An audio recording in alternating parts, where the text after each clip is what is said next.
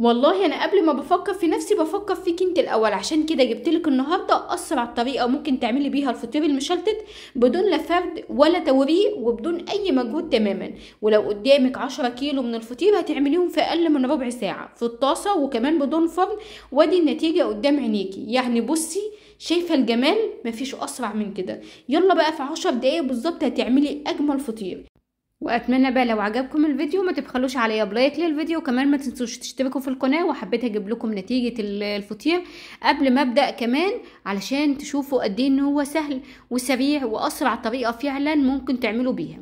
علشان اعمل الفطير ده انا هحتاج له كوبايه واحده من الميه، ميه عاديه خالص مستخدماها من الحنفيه، عليها معلقتين من السكر ودوبتهم مع بعض. وانا هنا استخدمت نص كيلو من الدقيق، وانت طبعا استخدمي اي كميه عندك، الفطير ملهوش مقادير، هو عباره عن ميه ودقيق.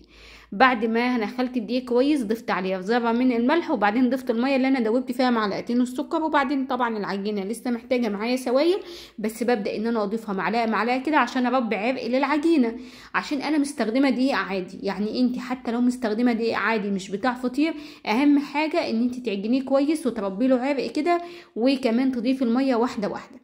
هاخد العجينه بتاعتي وعلى الرخامه وهبدا ان انا اعجن فيها، بس بفردها كده وبسيبها دقيقتين، برجع تاني الاقي العجينه نعمت معانا وبقت فوق الممتازه. نعجن فيها كمان نص دقيقه او دقيقه بالكتير هتلاقيها بقت معاكي بالمنظر ده. ولازم عجينه الفطير تكون عجينه لينه شويه، ما تكونش قاسيه. تمام. قسمت النص كيلو دقيق ل6 فطاير زي اللي انتوا شفتوهم في اول الفيديو. وطبعا انت ممكن تكبري او تصغري في الفطيره، حاجه ترجع لك انت. انا بعد ما كنت عاملاهم 5 قلت لا اخليهم 6 وسط ويكونوا قد بعض. غطيت كده الفطير بتاعتي كده او الفطير بتاعي بالزيت، وبعدين كده جبت 4 معالق من الزبده او السمنه، سواء سمنه او زبده المتوفر عندك استخدميه، المهم مش الزيت لوحده. انا استخدمت 3 معالق كبار وعليهم معلقه صغيره من البيكنج باودر وبقلبهم مع بعض. وده بقى بيدينا زبده التوريق، لان احنا بنستخدم الزبده العاديه الرخيصه. طب نعمل ايه؟ نضيف عليها معلقه صغيره من البيكنج باودر، بتطلع ممتازه. وهتشوفوا دلوقتي في التسويه، وانتوا كمان شفتوا في اول الفيديو.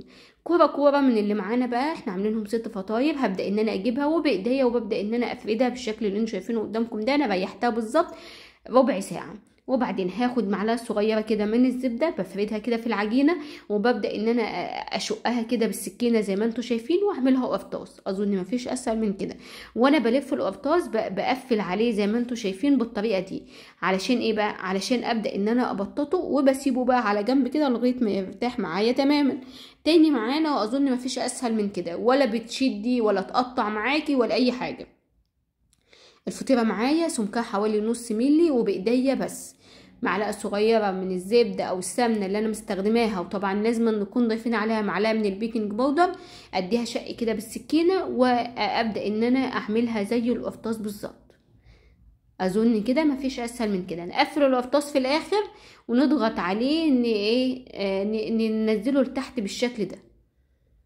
بس كده وخلاص. نسيبها بقى كده ترتاح معانا خالص لغايه ما اخلص ال6 اللي معايا. هبدا باول واحده عملتها وببدا ان انا افردها، بس وانا بفردها بقى مش عاوزه اعضمها، يعني مش عاوزه اخليها رقيقه قوي، هخليها وسط كده عشان يكون فيها معايا طبقات وتكون مش معضمه معايا. بنزلها في طاسه تكون سخنه، بديها كده. شايفين بقى البيكنج باودر بيورق معانا الفطير وبيخليه منفوخ جدا زي ما انتم شايفين، قابب بالزان وممتاز على عين البوتاجاز كده. مفيش اسهل من كده. الفطيره الواحده تاخد معاكي 5 دقايق تسويه بالظبط على نار اقل من المتوسطه. بس ببدا ان انا اقلبها كل نص دقيقه من الوجه ده للوجه ده وهكذا. ممكن كمان لو انت حابه ان انت تنجزي ممكن تستخدمي طاستين وتشغلي عينين 2 نار اقل من المتوسطه، هتلاقي نفسك خلصتي في اقل من 10 دقايق بالظبط تكوني خلصتي التسويه كلها. وطبعا نفس الفطير ده لو انت حابه تدخليه الفرن مفيش مشكله، هيبقى ممتاز. بس احنا بنسهل على بعض وبنعمله في الطاسه، لان طبعا الطاسه اسهل من الفرن. وفي ناس كتير الفرن بتاعها بيكون مش شغال مثلا او مكسله ان هي تشغله، بيطلع معاكي بالجمال ده. الله اكبر. 6 فطاير قمر بالنص كيلو دقيق ومجهود مفيش. العجن مش هياخد منك اي وقت خالص، والفرد زي ما انت شايفه مفيش اسهل من كده. وعملنا زبده توريق في البيت، وادي النتيجه قدام عينيكي. مفيش ارق ولا احسن ولا انضف ولا اوفر من كده بصراحه. الفطير تعملوه ما شاء الله ما شاء الله، حاجه كده زي العسل. اتمنى ان انتوا تجربوا الطريقه، واتمنى طبعا لو الفيديو بتاعي عجبكم ما تكونوش نسيتوا تعملوا لايك للفيديو، كمان اشتراك في القناه، واشوفكم ان شاء الله في فيديو جديد، ومع السلامه.